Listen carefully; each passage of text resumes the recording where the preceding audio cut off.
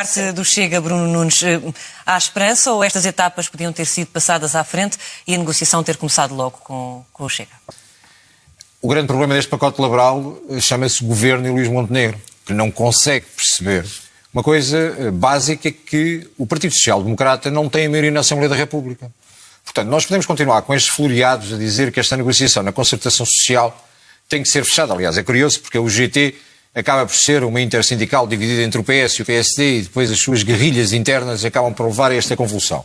A esquerda tem muito por tradição, nomeadamente a CGTP, e o braço, que é o braço armado do PCP, de quando a esquerda está no poder, não faz grandes manifestações, quando a direita está no poder, tem sempre uma aversão a alguma reforma. Agora, vamos à parte do Governo. O Governo ainda não percebeu que as intersindicais representam 7% dos trabalhadores, com aqueles que estão em funções no setor privado estaremos à volta dos 9%. Portanto, dizer que estamos a negociar com os trabalhadores é redutor para o universo de trabalhadores que existem em Portugal.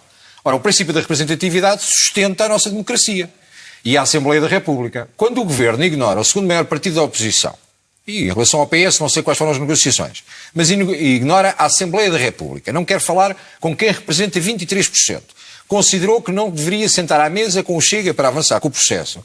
Parece que não percebe que, em última instância, que quem decide é o Parlamento, que é soberano, como foi dito, aliás, na peça. Mas agora há disponibilidade. A adiar estas circunstâncias, sempre existiu disponibilidade. O único partido que alertou, antes do verão passado, que este processo, ou se sentavam connosco e falavam connosco, ou começava enviosado, nós concordamos que há uma necessidade de uma reforma laboral. A única coisa que nós não concordamos é que os portugueses lá em casa assistam a esta discussão diariamente e que entendam que estamos com a idade de reforma aos 67 anos e que nós achamos que deve estar nos 65 e deve ser uma revolução. Mas isso é uma novidade, não é? Foi agora trazido para cima da mesa. Está desde o início. Não quiseram foi incluir a proposta porque consideram claramente que não deveriam falar com o Chega, porque o não é não, dá imenso jeito em determinadas alturas, mas ainda impressionam que o não é não pode resultar num chumbo de um pacote.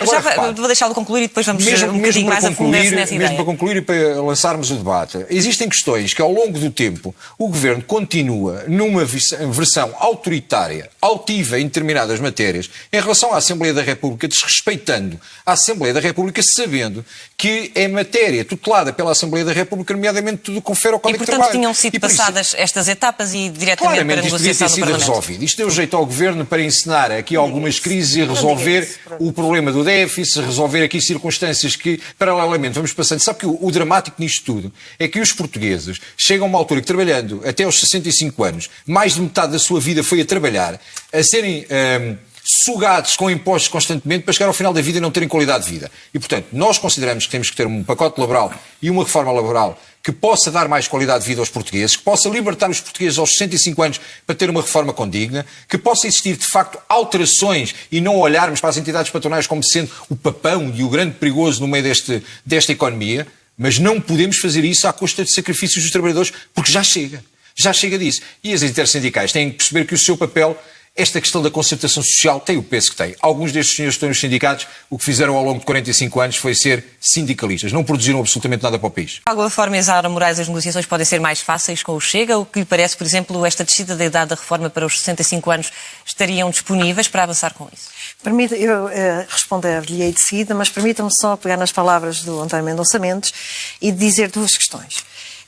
A primeira questão é que o PS tem tido no seu discurso algo que nós reprovamos por completo, que é querer pôr os trabalhadores contra os empregadores. Nós não aceitamos isso. Primeira questão. Segunda questão. Os dois exemplos que dá das duas medidas que ainda estão por consensualizar. A questão da reintegração. O Governo já evoluiu na sua proposta inicial e que, na questão da reintegração, prevendo uma indenização superior, prevê que não aconteça a reintegração nas micro, pequenas e médias empresas. É este o nosso tecido empresarial em Portugal. E pergunto-lhe se conhece muitas empresas, se conhece microempresas onde tinha havido despedimento por justa causa, sem justa causa, e que os trabalhadores tinham sido reintegrados, se conhece, e qual é o ambiente que fica com o trabalhador que sai nessas... Que é o PCP, que teve empregados despedidos e depois foram obrigados a ser reintegrados. Se for uma questão, eu posso responder. PCP, por acaso, a questão do outsourcing. Sim, e coloco a segunda também. A questão do outsourcing também, em que o Governo também evoluiu na sua proposta inicial, e a questão que as questões que coloca é que só pode haver admissão de novos trabalhadores depois de um ano desse despedimento, por um lado. E por outro lado, que esse despedimento, dá o exemplo aqui da RTP, esse exemplo não pode acontecer para o negócio principal, para o core dessa empresa. Sim. Bom, então vamos lá. Responda a António Mendonça Mendes para depois ouvirmos o Bruno Nunes e fazer a pergunta novamente sobre a reforma, Isaura Moraes. Eu não quero, eu não defendo, Isaura Moraes está no seu direito de defender. É verdade que o nosso tecido empresarial é um tecido de pequenas e médias empresas. Eu não quero que qualquer trabalhador do nosso país chegue ao seu local de trabalho, onde o seu patrão está, tem mais 2 trabalhadores, e o patrão diz-lhe, estás despedido. Ele vai para o tribunal, o despedimento é considerado ilícito. Quem decide é o tribunal. O despedimento é considerado ilícito e o patrão, a única coisa que fez foi discricionariamente despedir as pessoas. Para mim isto é a lei da selva, eu não consigo, e mais, a legislação de trabalho existe porque há o reconhecimento de que há um desequilíbrio nas relações de trabalho, que é evidente, que não é igual a relação entre o patrão e o trabalhador. É por isso que se convencionou, e eu sou daqueles que defende isso, para concluir, e aí vamos ao Banco de Horas, que quando um trabalhador negocia a sua situação diretamente, individualmente com a empresa, não tem a mesma força quando o conjunto dos trabalhadores negociam com a empresa. E, portanto, o Banco de Horas é um instrumento importante para a gestão de uma empresa, mas deve ser utilizado porque o Banco de Horas é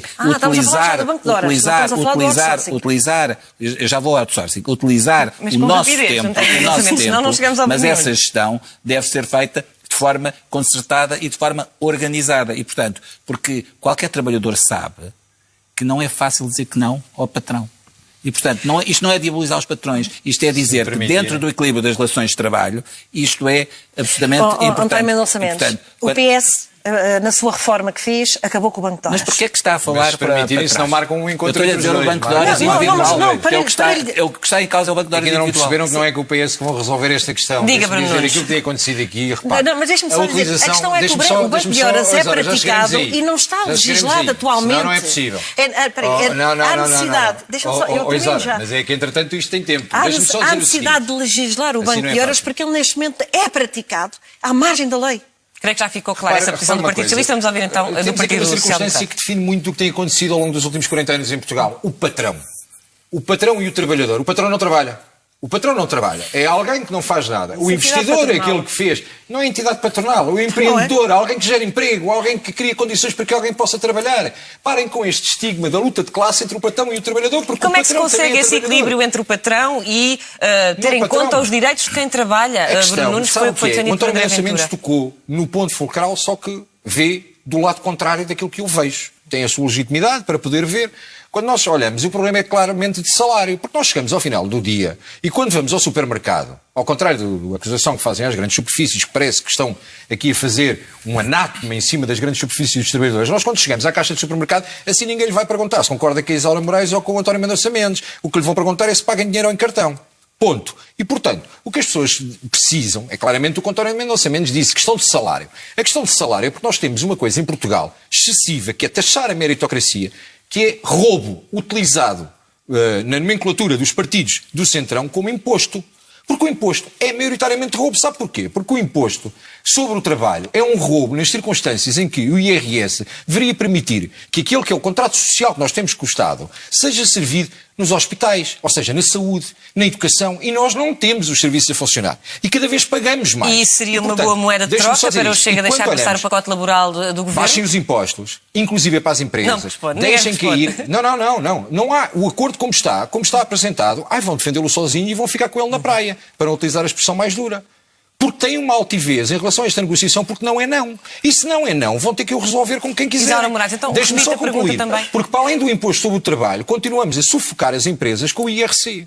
E, portanto, enquanto não dermos condições dignas às pessoas de gerar riqueza, enquanto não permitirmos às pessoas que o trabalho seja digno em Portugal, enquanto não percebermos que esta questão dos pacotes laborais... Baixou o imposto nós podemos dizer... sobre o trabalho. Qual baixou o imposto? As empresas estão sufocadas, as pessoas estão sufocadas. E olha, Isaura, com a sua conversa, as pessoas vão ver o home banking agora e estão carregadíssimos de dinheiro desde que chegou o Luís Montenegro ao governo. Mas as pessoas vivem em dificuldade, o cabaz alimentar aumentou, não vale a pena continuarmos com isto. E, portanto, não podemos sacrificar os portugueses e, mesmo para concluir, a dizer às pessoas que têm de trabalhar até aos 67, não sei porque é que não trabalham até aos 90, porque é que não trabalham até aos 100. Isaura Moraes, repito a pergunta em relação à reforma.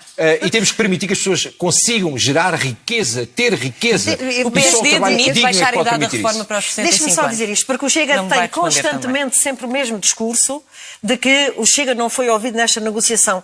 Bruno Nunes, de uma vez por todas, e permita-me dizer-lhe assim e dizer ao Chega, este é o tempo da concertação, o tempo do Parlamento há de ser, olha, depois do dia 7 de maio, que é o Parlamento que vai aprovar. É da concertação social. Então agarre-se à concertação e não fale com os partidos que está chumbado. E ainda lhe digo mais, e dei o benefício da dúvida a este Governo, porque este Governo tem tratado bem os trabalhadores que estão na sua competência, na sua alçada, e estou-me a referir aos funcionários da administração pública. Olha, eu dou-lhe um exemplo. Na Assembleia da República é vergonhoso. Para lhe dar um pequeno exemplo daquilo que é uma amostra boa para o país. Uma boa amostra para o país. Todos aqueles que nos servem diariamente na Assembleia da República trabalham há mais de 20 anos naquela casa e recebem ordenados mínimos e miseráveis. É culpa deste Governo? Não. É culpa da lei laboral, da forma como está feita. Então é preciso alterar a lei laboral. Mas não com retirar direitos a trabalhadores, que é o que vocês querem. Retirar direitos? Nós estamos já foi falado aqui a questão do outsourcing, como está feita, não é de facto digno. A questão da reintegração no posto de trabalho depois do trânsito em julgado não é de facto digno. O facto de não existir uma regulamentação séria para o banco de horas,